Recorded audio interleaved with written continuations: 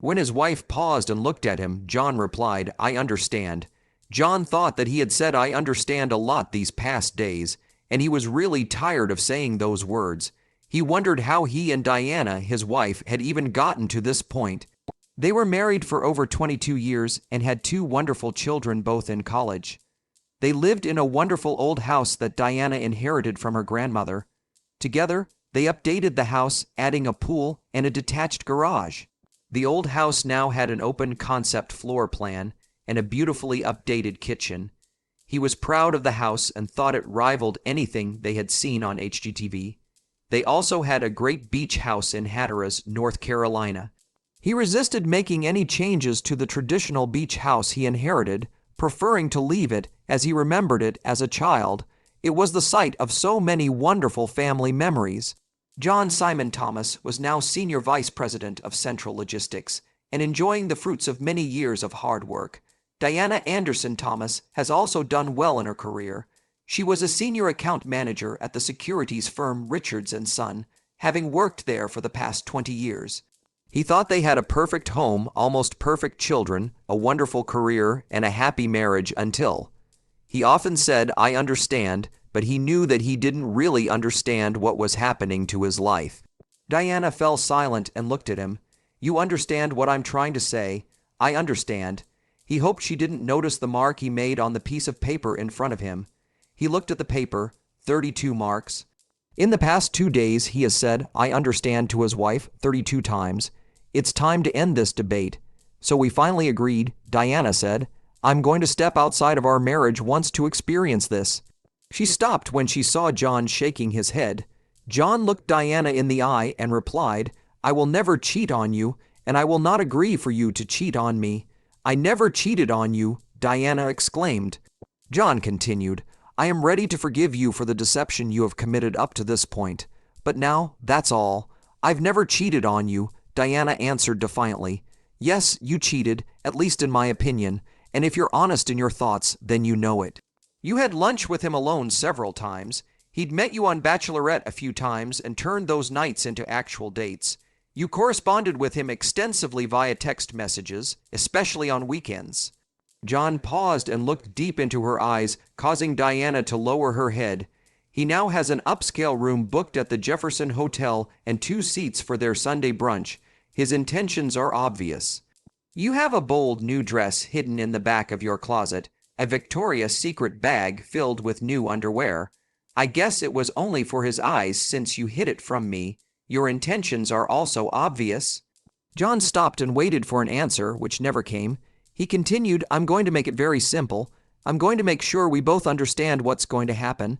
I offer 2 options. This Saturday morning, I'm going to the beach house. I'll stop at the Virginia Diner for breakfast and then head to the beach. I'd like you to come with me. We may spend the weekend discussing our problems and wondering if we can save our marriage. It would be nice if you returned the underwear you bought for him and picked out something for us to have fun with." John paused, trying to gauge Diana's reaction. Once again, he couldn't read her mind, something he'd never had a problem with until recently. "Your other option is to continue with your plans for Saturday. Meet David Summers at the Jefferson Hotel, have a nice romantic dinner at Bookbinders, dance at the Tobacco Company, and return to the Jefferson to complete your romance." "Look at me," she slowly raised her head.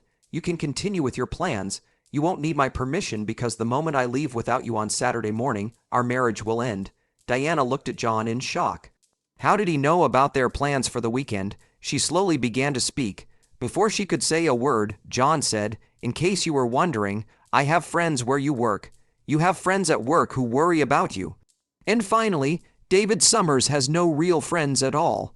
Diana paused as what John told her dawned on her. Then she tried to go on the offensive. "I have been your faithful wife and partner for 22 years. No, you were a faithful wife for 21 years and 10 months. You've been cheating on me since your first lunch with David Summers. I never cheated on you," Diana pleads. "You already had sex with him." John began to say. Diana jumped up and interrupted him. "I never cheated on you." With a sadness that surprised Diana, John continued, "I saw the betrayal in your eyes that were always locked on mine when we made love, eyes that now close, A face that turns away from my gaze in bed. How many times were you with him when we made love? John laughed sadly. We used to fantasize about a threesome with another woman or another man. I assume that you have already been able to make this fantasy come true. We've had a crowded bed for the past few months. Now I won't talk about it anymore, you understand. Diana thought that everything was not going as she had planned. She tried to gain the upper hand. John, we have a wonderful marriage. I value our relationship and your love more than anything in the world. We raised 2 wonderful children together. We have a great career, and if we stay the course, we can retire early and truly enjoy life and each other. I was faithful to you and ready to be by your side as a loving wife until the end of our days. I'll give you the rest of my days. I only need 1 day for me, and 1 night for him, was John's quick response. Diana lowered her eyes and shook her head. She looked at John. I could just go behind your back. I could have lied to you, but I wanted to be open and honest with you. I thought that after all these years you would understand. John quickly responded again. I understand. And as for lying and going behind my back, that's exactly what you've been doing in recent months. You went on dates with him under the guise of a bachelorette party. You had an intimate dinner with him, holding hands and letting his hands roam over your body, which only I should have access to. And worst of all, you brought him into our bedroom, replacing me with thoughts of him. You allowed him to interfere with our time with hundreds of messages, not to mention sexting. Diana, I know everything, and how I found out doesn't matter. What's important is that you understand what I'm talking about. You understand? Diana simply looked at him with eyes that he no longer understood. He sighed quietly, realizing that she didn't realize what she was throwing away. John stood up and left the room. He went to their bedroom, brushed his teeth, and tried to sleep, but he knew it would be difficult to sleep that night. Diana sat motionless for several minutes. Finally, she moved to the sofa, took the phone, and called her friend Janice. When Janice answered, Diana said, John knows everything. He knows about David and our plans for this weekend. Janice replied, doesn't sound very good. Please tell me you're going to cancel this. Diana answered quietly. Janice quickly replied, you made promises to John before. If you don't remember, then I remember. I was your bridesmaid. Summers can cancel everything, and it won't cost him a penny. Either way, that's no reason to cheat on John. I won't cheat on John. Diana repeated again. You're cheating, Janice answered. When I talked about what George and I did, I tried to make sure you understood that I would never have done it without his permission. Besides, I told you that we chose a man together and made sure it was someone we would never see again. I told you that we did everything right, but nevertheless, we still have problems that we are trying to solve. You decided to sleep with a colleague and are trying to justify it. Now Janice begged, please forget about this plan. Stop dating David, get on your knees and apologize to John. Diana answered softly, but I need it. I really need to experience another man one more time in my life. David is a nice guy and women at work say he's good in bed. A good guy wouldn't sleep with a married woman, Janice said. Think about what you're risking just to become another notch on his bedpost. I won't become another notch on his bedpost. He is attentive to me. Janice wanted to scream into the phone. Don't you understand that this is even worse? I met David at our bachelorette party. He's a nice man, but he's nowhere near what John is. You must understand this, right? I understand, Diana whispered. Janice pleaded. Please think long and carefully about your decision. This will affect all the people you love for the rest of your life. Diana said quietly, I thought you would understand. I thought that you, more than anyone else, would understand why I need to do this. Janice tried to reach her friend again. Diana, the problem is not that I don't understand. The problem isn't that John doesn't understand. The problem isn't that your kids or your parents or your friends won't understand. The problem is that you don't understand. I beg you not to do this. Diana answered in a decisive voice. Well, John knows what I've been doing up to this point, and he didn't stop me. He won't like it, but he'll let me do it. He will understand how important this is to me. Now I need to get some sleep. After finishing the call, Janice turned to her husband, George. She didn't understand a word of what I told her. I'm so sorry I told her about our experience. George replied, I thought we agreed that this would remain strictly between us. Janice was a little confused. I needed to talk to someone about the problems we were having. I never thought that this would give her any ideas. George hugged Janice and said, I know, and I'm not angry. I must admit, I also talked to John about our problems. Janice lowered her head in obvious embarrassment.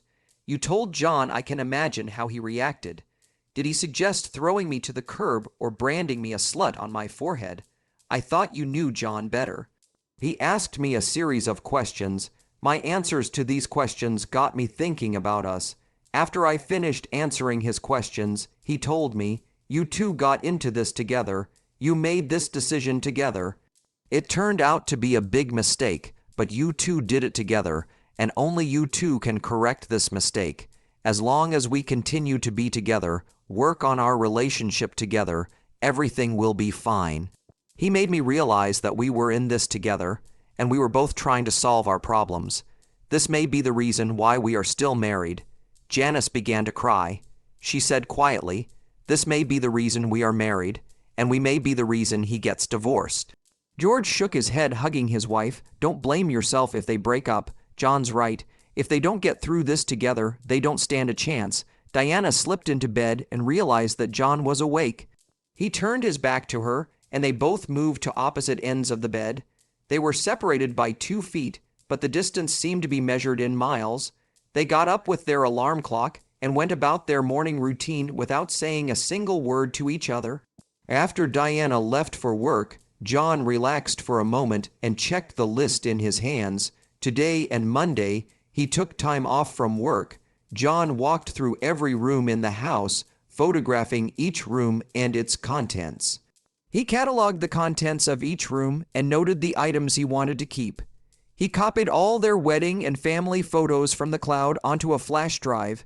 He left their wedding album on the coffee table, not daring to open it. The apartments he looked at were nice, but he knew he would miss this house. He will keep all the wonderful memories, but he will miss being here. He will miss the woman he couldn't stop loving and the life they built here together. John went to meet Sandra Lewis, who came highly recommended to him. The settlement she offered was very simple and straightforward. Diana will get the house and her retirement plan. John will keep the beach house and his pension plan. He will pay off her car and all her credit cards.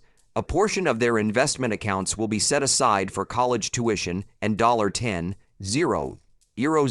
for each child as an endowment fund. Then they will split the remaining funds 50-50. John looked up at the settlement offer and simply nodded his head. Sandra said, we can submit the papers on Wednesday morning. John nodded again, stood up, shook her hand, and left the office. Sandra Lewis realized that her client had said very few words to her since he hired her for his divorce. All their communication was carried out via email. She sensed sadness and resignation in him. She sometimes wondered why she chose family law as her specialty. John headed to the bank. He opened a separate account, transferring half of the old account to his new one. He emailed the direct deposit change form to his company's HR department. Later at home, he will change his payments to his new bank account. He then went to their investment banker.